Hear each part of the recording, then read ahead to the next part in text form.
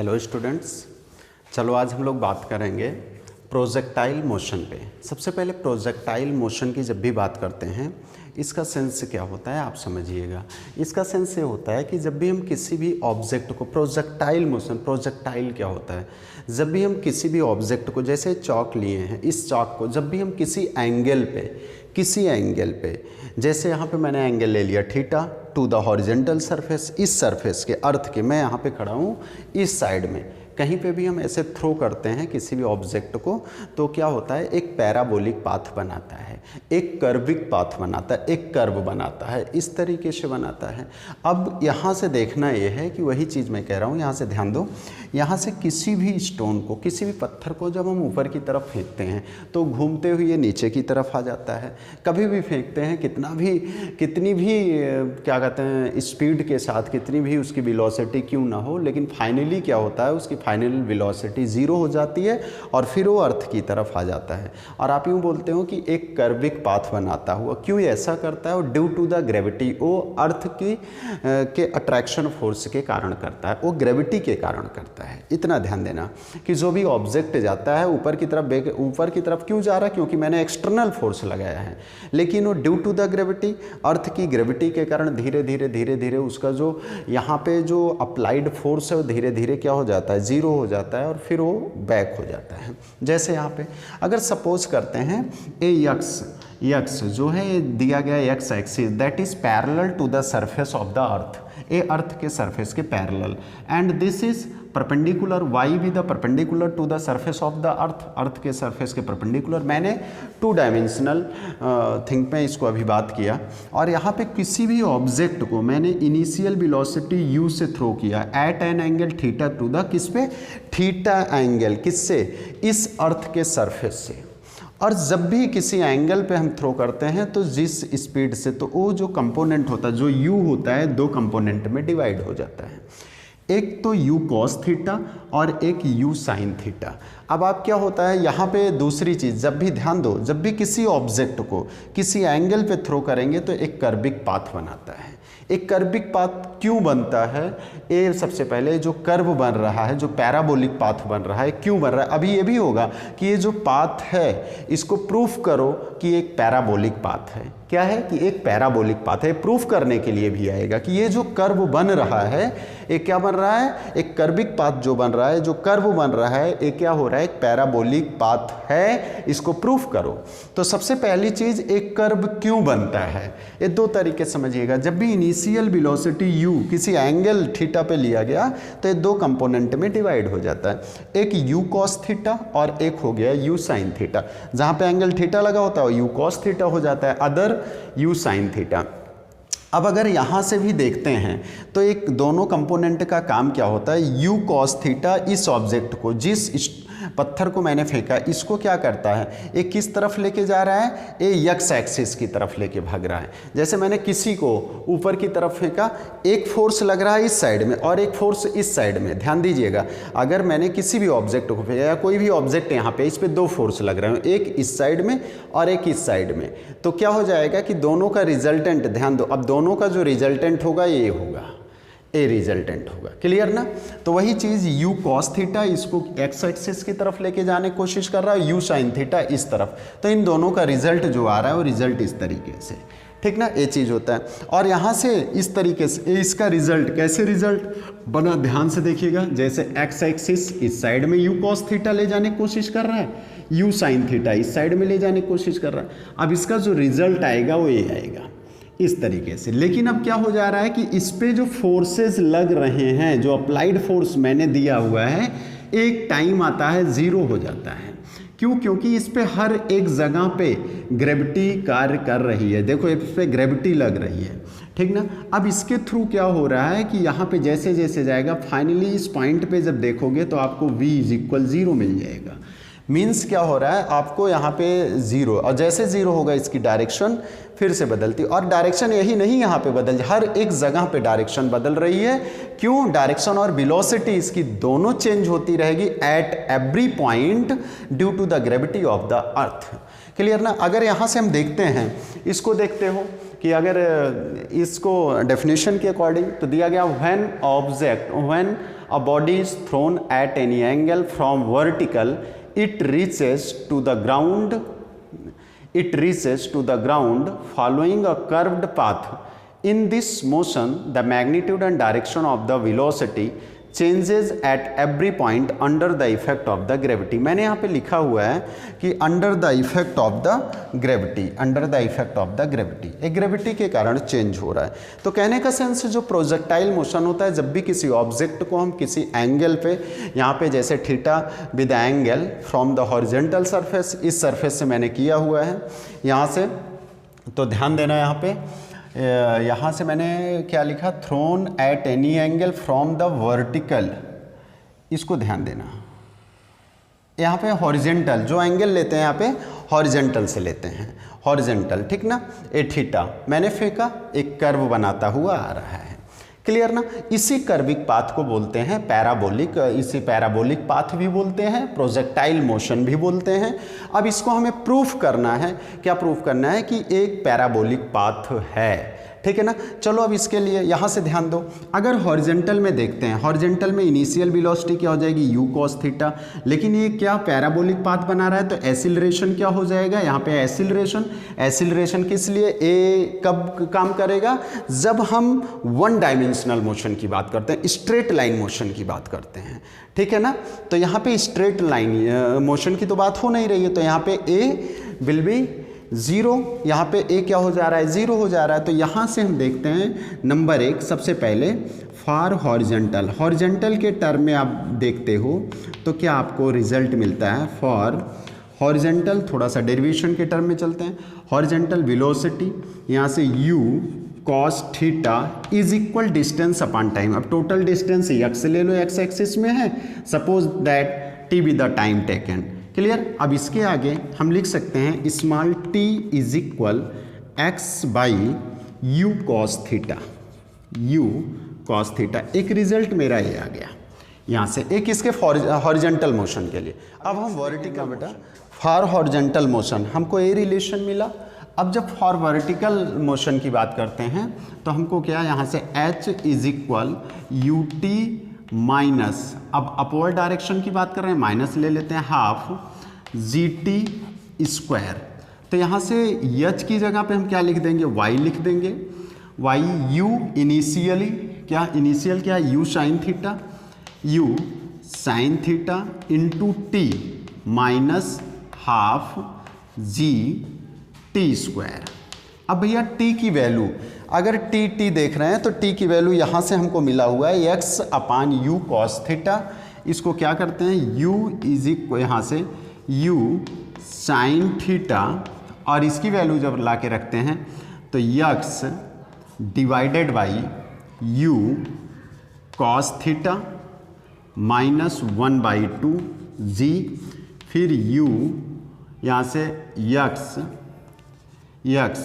u cos theta का whole square, y is equal, यहाँ से y कैंसिल आउट हो गया, x sine theta upon cos theta क्या हो जाएगा, tan थीटा, क्लियर ना, समझ में तो आ रहा है ना, कोई इसमें कोई घबराने की बात नहीं है, इसमें कुछ है नहीं इतना ज़्यादा। देखो फॉर हॉरिजेंटल मोशन बेटा एकदम सिंपली यहाँ पे हमको क्या होता है कि लीनियर मोशन की बात किया, तो लीनियर मोशन के टर्म में इतना मैंने ले लिया सिंपली, बट यहाँ पे लीनियर मोशन की बात ही नहीं हो रही, तो उस पर बहुत ज़्यादा डिस्कस करने की ज़रूरत नहीं है, हमने बता दिया एसिलरेशन क्यों ज़ीरो हुआ, ठीक है ना। अब यहाँ से जब इसके टर्म में आते हैं वर्टिकल के, तो वर्टिकल के टर्म में हम चल रहे हैं किससे, सेकेंड इक्वेशन ऑफ मोशन से। अब इसके टर्म में देखो हमने वैल्यू को ही सिर्फ रखते हुए सिंप्लीफाई कर रहे हैं, y x tan theta minus half, अब यहाँ से क्या हो जाएगा g x square upon u square cos square theta, a term आ गया। यहाँ से हमको ये रिलेशन मिल जाता है, जो ये रिलेशन मिलता है यही क्या होता है, ये अगर देखते हैं तो यहाँ से this is quadratic equation, this is an quadratic, this is quadratic equation, quadratic equation. क्यों क्वाड्रेटिक इक्वेशन हुआ, क्योंकि x की पावर 2 y की पावर 1 ये हुआ। एंड आल्सो कॉल्ड, और इसी को क्या बोल देते हैं, and also called equation of parabola, equation of parabola. बेटा ध्यान देना यहाँ पे पैराबोला, ठीक ना, this is called equation of parabola, यहाँ से इक्वेशन ऑफ पैराबोला। अब यहाँ से देखो, जो यहाँ पे ये वैल्यू आई, जो ये रिलेशन आ रहा है, जो इक्वेशन आ रहा है, एक इक्वेशन क्या हुआ, एक इक्वेशन ऑफ पैराबोला हुआ। अब इक्वेशन ऑफ पैराबोला जो है जब आ गया आपके सामने, तो हम ये कह सकते हैं कि ये जो कर्बिक पाथ था, ये जो कर्बिक पाथ है, this is also called parabolic path. या फिर हम बोलते हैं जब किसी ऑब्जेक्ट को, जो प्रोजेक्टाइल मोशन होता है, वो क्या होता है, वो पैराबोलिक पाथ भी बनाता है। टाइम ऑफ फ्लाइट जब हम निकालेंगे तो कैसे निकालेंगे, v is equal you plus A T से। अब ए टी का क्या, यहाँ ऊपर की तरफ जा रहा है, माइनस हो जाएगा, ए की जगह जी हो जाएगा, because acceleration A is equal 0 यहाँ पे मैंने लिखा था। ए कहाँ पे लिया जाता है, जब लीनियर मोशन की बात करते हैं, और जब अंडर द ग्रेविटी आ जाती है तो जी क्या होता है, जी ग्रेविटी होती है, ठीक ना। तो यहाँ से देखिए फाइनल वेलोसिटी 0, इनिशियल क्या हो जा रही है, u sine theta minus G T. Clear, कहने का सेंस अगर देखा जाए तो t इज इक्वल क्या आ गई, u साइन थीटा बाई जी। लेकिन हमें टाइम ऑफ फ्लाइट कहाँ तक, ए यहाँ से यहाँ तक, लेकिन हमें निकालना टोटल है, तो टोटल टाइम ऑफ फ्लाइट, अगर यहाँ पे टोटल की बात की जाए, टोटल टाइम ऑफ फ्लाइट को अगर हम टी से डिनोट करें तो टी, तो एक चीज़ ध्यान दो, जितना इस ऑब्जेक्ट को यहाँ से अपने हाईएस्ट, अपनी पीक पॉइंट पे पहुँचने में टाइम लगता है, उतना वहाँ से नीचे आने में भी लगता है। तो उसको हम क्या लिख सकते हैं, 2t लिख सकते हैं। अब इस t की वैल्यू यहाँ से रख दो बेटा, t is equal 2u sine theta by g. तो टाइम ऑफ फ्लाइट जो मेरा हुआ वो यहाँ से आ गया, इक्वेशन 1, ये चीज़ आ जाता है, ठीक है ना, कोई डाउट, चलो ठीक है। अब इसके बाद एक पॉइंट तो ये आ गया, दूसरा क्या होता है, दूसरा हमें निकालना है मैक्सिमम हाइट। क्या निकालना है, मैक्सिमम हाइट, ए पॉइंट। अब यहाँ से जो मैक्सिमम हाइट निकालते हो आप, वो किससे निकालेंगे, थर्ड इक्वेशन ऑफ मोशन से, v square is equal u square minus 2gh। भैया अब देखो v क्या, मैक्सिमम हाइट कब निकलेगा, चाहे मैक्सिमम हाइट की बात लें, टाइम ऑफ फ्लाइट, भाई v क्या हो जाएगा, फाइनली v आकर के 0 होना ही होना है, तभी तो इसकी मैक्सिमम हाइट निकलेगी। कितना हाइट पे गया, तो यहाँ से क्या हो जाएगा, 0 हो जाएगा, किससे ऊपर जा रहा है, u साइन थीटा से, तो यहाँ से u square sine square theta minus 2gh यहाँ से। अभी जब इस साइड में आएगा तो इसकी वैल्यू क्या हो जाएगी, इसकी वैल्यू यहाँ पे देखिएगा, h इज इक्वल यहाँ से बेटा u square sine square theta by 2g, ये वैल्यू आ गई। यहाँ से आ जाता है मैक्सिमम हाइट, ये वैल्यू किसकी आ गई, h is equal u square sine square theta by 2g। तो यहाँ से दो चीज़ मुझे मिला, एक तो हुआ टाइम ऑफ फ्लाइट और एक हुआ मैक्सिमम हाइट, ठीक है ना। अब इसके बाद हम क्या हुआ कि जब इस ऑब्जेक्ट को फेंका गया तो सबसे पहले तो टाइम ऑफ फ्लाइट निकाले, अब मैक्सिमम हाइट हो गया, कितनी हाइट कवर की, अब रेंज कितना कवर की, कि कितनी दूरी तक जा रहा, कितनी दूरी तक, तो ये रेंज का सेंस ए हो गया यहाँ से, ठीक ना। जब रेंज की बात आ गई तो डिस्टेंस आ गया। डिस्टेंस क्या होता है, यहाँ पे अगर हम देखते हैं, अगर सिंपली, तो डिस्टेंस इज इक्वल होता है वेलोसिटी, यहाँ से ध्यान देना, वेलोसिटी इनटू टाइम। टाइम की बात करते हैं या स्पीड इनटू इतना, डिस्प्लेसमेंट की बात करेंगे तो वेलोसिटी आ जाएगा। ध्यान देना, नहीं तो सोचो कि डिस्टेंस यहाँ पे बोल रहे हैं और यहाँ पे वेलोसिटी बोल रहे हैं, ठीक है ना। तो यहाँ से भैया ध्यान देना है, इसका मतलब अब यहाँ से जो इसकी, तो ये टोटल कहाँ पे लिया जा रहा है, रेंज डिस्टेंस को हमने रेंज से शो कर दिया, r लिख लो यहाँ पे।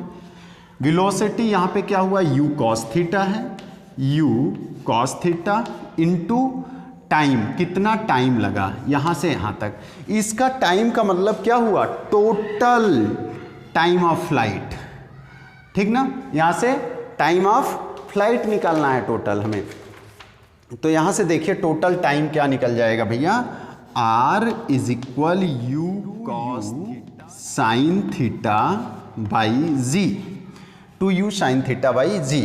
अब यहाँ से क्या हो जाएगा, u ये हो गया स्क्वायर, अब यहाँ से 2 sine theta into cos theta by g. अब भैया ये 2 sine theta into cos theta formula किसका होता है, कॉस 2 थीटा का, तो इसको लिखेंगे u square cos 2 theta by g r, ठीक है ना। यहाँ से ए आ गया रेंज मेरा क्या आया, u square cos 2 theta by g. यहीं से बेटा इसका मैक्सिमम रेंज निकाल लेते हैं। मैक्सिमम रेंज, जब मैक्सिमम रेंज निकालते हैं तो कैसे निकालते हैं, ये चीज़ देखना कि मैक्सिमम रेंज कितने एंगल पे बनेगा, ये चीज़ देखना होता है। तो यहाँ से अब इसमें value R is equal u square cos 2 theta by g. बेटा यहाँ से गलती एक हो रही है, साइन 2 थीटा की, ये जो 2 sine theta into cos theta होता है, ये साइन 2 थीटा का फार्मूला होता है, यू स्क्वायर साइन 2 थीटा, ठीक ना, यहाँ से ठीक साइन 2 थीटा का। अब जब मैक्सिमम रेंज निकालते हैं तो मैक्सिमम रेंज में एक चीज़ ध्यान देना कि अब यहाँ पे इसकी वैल्यू, साइन की वैल्यू कितने एंगल पे मैक्सिमम होती है। तो हमेशा चाहे साइन 45 की देख लो, चाहे 60 की देख लो, 90 की, 0 की, लेकिन साइन 90 की वैल्यू सबसे ज़्यादा होती है। तो यहाँ पे मैक्सिमम रेंज के लिए हम क्या लेते हैं बेटा, साइन 2 थीटा इज इक्वल 90, यहाँ पे थीटा इज इक्वल 90 डिग्री और थीटा इज इक्वल 45 डिग्री। इसको कैंसिल करोगे तो कहने का सेंस क्या हो रहा है कि हमें जो मैक्सिमम रेंज मिल रही है वो कितने एंगल पे मिल रही है, 45 डिग्री पे। तो याद रखिएगा कभी भी जो ये रेंज अगर मैक्सिमम आपको कवर करनी है और मैक्सिमम रेंज देखनी है तो आप क्या करोगे, 45 डिग्री पे पत्थर को फेंक दोगे। तो इसी को क्या बोलते हैं, प्रोजेक्टाइल मोशन। प्रोजेक्टाइल मोशन में मोस्टली क्या होता है, सबसे पहले कभी कभी वो पैराबोलिक पाथ बोलते हैं कि इसको प्रूफ करो कि पैराबोलिक पाथ होता है, तो मैंने कर दिया। दूसरी चीज़ है कर्विक पाथ क्यों बनाता है, due to the gravity of the earth की ग्रेविटी के कारण होता है। या फिर आप इन दोनों को बना करके दोनों कंपोनेंट का काम दिखा दोगे कि दोनों कंपोनेंट एक दूसरे को कहाँ पे इंसिस्ट कर रहे हैं मूव करने के लिए, और उसके बाद फिर आपको